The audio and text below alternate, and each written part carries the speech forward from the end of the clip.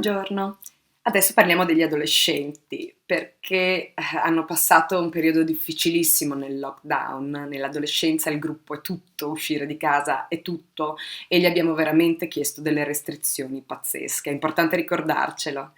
Cosa fare adesso con i nostri adolescenti?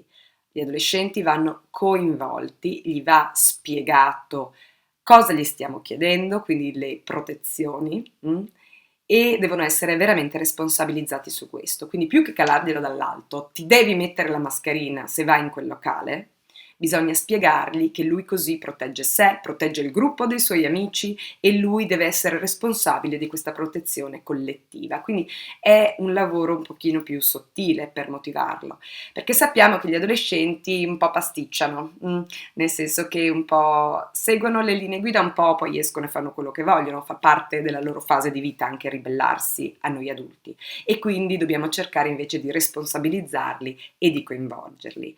Qualcuno avrà una grandissima voglia di stare con gli amici, va un pochino assecondato, ci vuole un po' più di flessibilità in questo periodo. Qualcuno invece si è un pochino ritirato.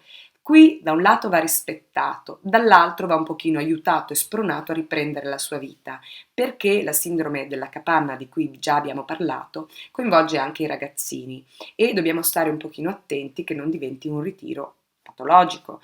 Quindi va anche qui spiegato, più che dai, esci, no? Che è quello che tenderemo a fare, perché è importante riprendere, cosa è difficile della ripresa ed agevolarli in tal senso. Se vediamo che sono particolarmente in difficoltà, è meglio non esitare a chiedere un sostegno specialistico, in modo tale che li prendiamo subito e li aiutiamo a ripartire in questo senso. Adesso la scuola è finita, quindi potrebbe essere utile fare anche un po' il punto su come è andato questo tempo di lockdown e prepararli più o meno a quello che potrà succedere, visto che ancora non lo sappiamo.